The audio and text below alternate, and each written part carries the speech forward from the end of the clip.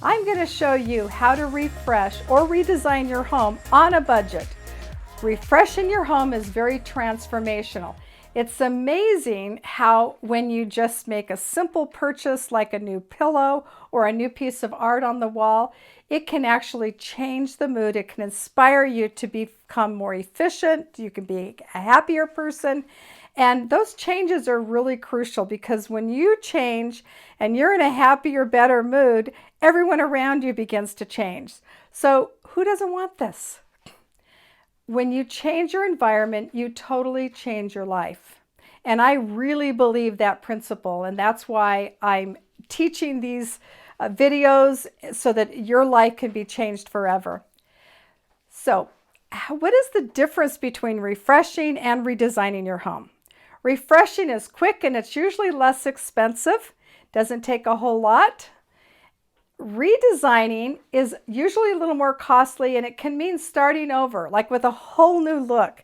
It usually requires some kind of a plan of action. It takes a lot more thought and will cost a little more money because you're going to be doing a lot more, probably adding new furniture, etc. Now I'm going to give you some quick and easy tips that you can apply both to refreshing your home and redesigning without breaking the bank. The first step is look at your home through someone else's eyes. If you look at it the way that you see it all the time, sometimes it kind of throws you off a little bit and you need to bring in the committee and other people. Those that live with you are a great place to start.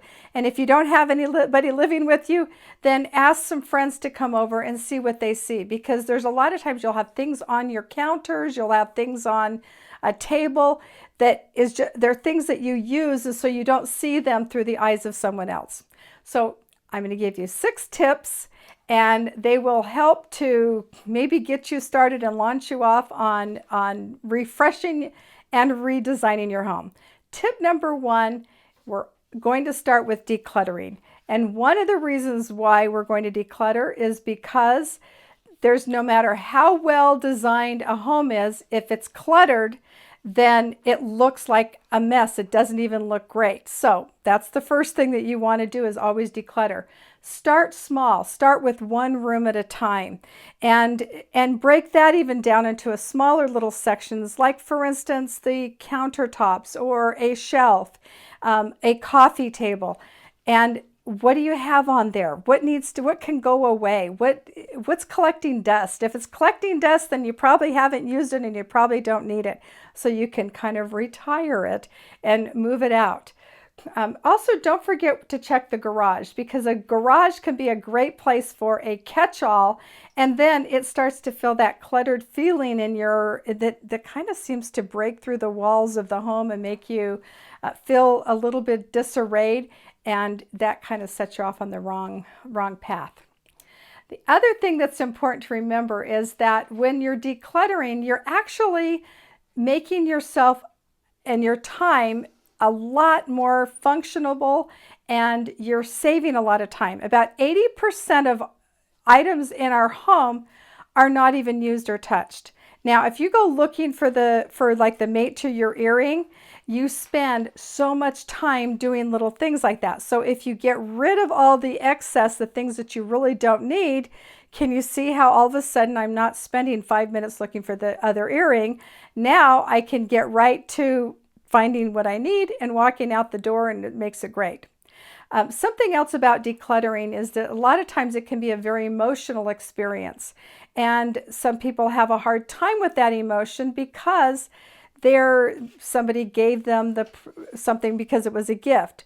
Or maybe perhaps they received something because they paid a lot of money for it. It cost a lot, and so they don't want to get rid of that particular item.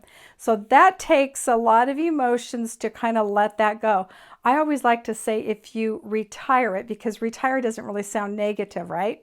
It's a little easier to set it aside and retire it than it is to get rid of it. But here's the great thing.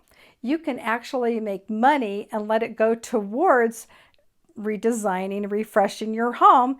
And that is if you'll take these items that you no longer need, and you can put them on Facebook Marketplace, OfferUp, one of those great sites and really kind of get rid of different things, puts a little bit of money in your pocket. And I don't care if it's $10. It makes me feel excited and a little bit happy. And those $10 add up, and you can put that back in your pocket and put it into your decorating piggy bank.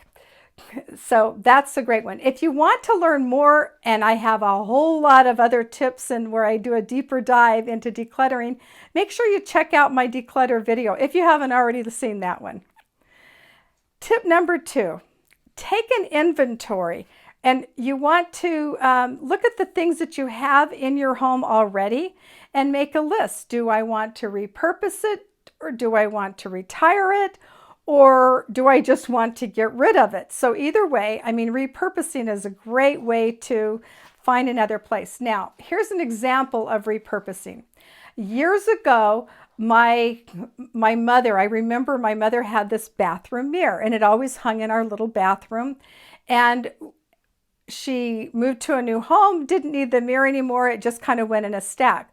Well, back then, this is before I was a designer, but we hired an interior designer who came in, and I remember she pulled out all these different little items and said, okay, we're going to go through your home and see what things we can use here or there. Well, she took the bathroom mirror and turned it on its side. It was kind of a elongated oval mirror, turned it on its side and put it in the living room above the piano. Well, we couldn't see that because it was the bathroom mirror, not the music room or the living room to go above the piano. It was for the bathroom. And that's what happens. So you have to really, again, look through somebody else's eyes. But there was a new purpose for that mirror, and it worked out great. So what do I need for each activity in a home is the other thing that you're going to be thinking about when you're doing an inventory. If you're going to want a reading, a spot to read, that activity requires a chair, it requires a good light, and it probably requires a little table next to it to put a book. So if you're going to be doing that particular activity, then you may want to make on your inventory list that you need a table and a chair, and you'll need a good light. Then you can go from there and decide if you already have it or if you need to go and purchase it. The third tip is determining what your new style is. And it could be as easy as collecting different pictures. You can find a lot of different pictures on different sites on the internet. You can also collect them from magazines. But if you see something you like, put it in a file. Put it into your a Pinterest board, anything. Just kind of collect those pictures. And then you'll begin to see that there's a particular style that you're constantly drawn to. Also be looking for what mood you want to create, because if you're wanting it to be more of a formal mood, or you're wanting it to be a little of a quieter mood, or maybe a romantic mood, then that can kind of help also in determining what that style would be. A huge mistake that people make is that they will have a tendency to go out and just start buying everything that they like, and they really don't pay attention to what their personal style is. They may waste a ton of money just buying and buying, and then they can't figure out why it doesn't get pulled together and look like it's all meant to be. That's where, again, you can actually save a lot of money if you stay very laser focused on what your style is. And once you've kind of figured that look out, don't get derailed and start mixing it with other things, but keep it clean. And that makes a great look for a designed home. Tip number 4 is choose your color palette.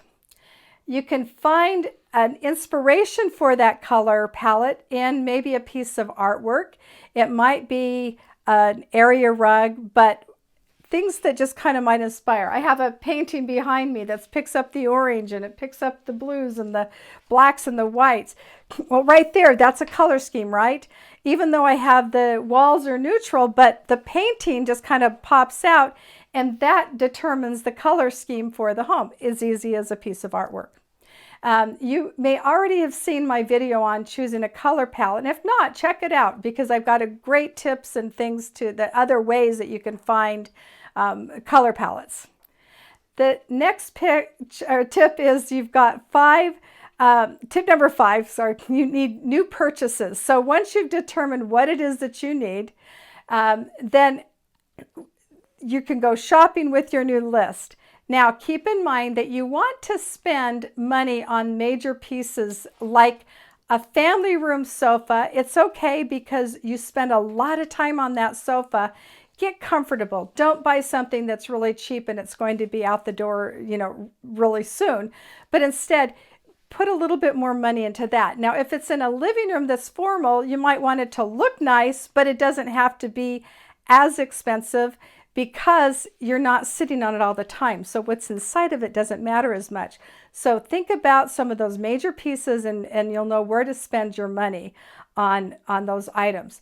Go neutral on the larger items or pieces like, again, a sofa. You might want to go with more neutral colors and then just change the pillows and change out a few things. And that way you can constantly refresh your home without having to change everything. You can change bath towels. That just makes your bathroom, it just picks it up to get new bath towels and make sure they look nice. They don't have those ratty, frayed edges. The art in your home, that's another one that can change out. It actually goes out of style. And I think people will put art in their home and then never change it out. It just kind of stays there. So I have to tell you, I actually did a little bit of original art. And it was during the lockdown time of COVID. And I looked around my home and went, oh, I need refreshing and I need to change some things.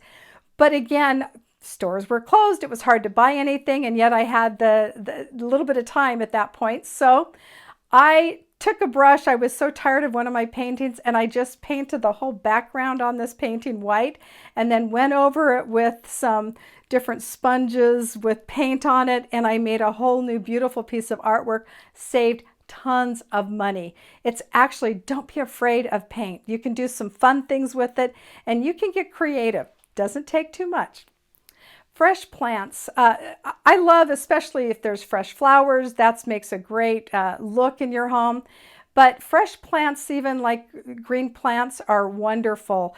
And they are great filler pieces and they can, but when they start to get straggly, that's when you want to, trim them back and start all over again. Update your vases. So take a look at what your plants and your vases in your home, change those out too. It makes a big difference. Tip 6 is the budget. Determine how much money that you want to spend and make a list of all the items that you're needing. Once you've found those items, then put a dollar sign next to them and as to how much you want to spend. And it kind of balance it out so that you keep within your budget of how much money. Now, if you find one item and it's a little bit more money, then on the next item, you'll want to spend a little bit less. So you're kind of doing the rob Peter to pay Paul method, but it will work out. If you're really careful, you can stay within your budget. Get creative. And there's ways to get things for less money. You might be able to find items that are on sale and just be patient and wait for a little while. And if you have to make something yourself, a DIY project is a great way to save a lot of money. I have a whole video on that subject of saving the money, so subscribe so you don't miss this one because it's a great video.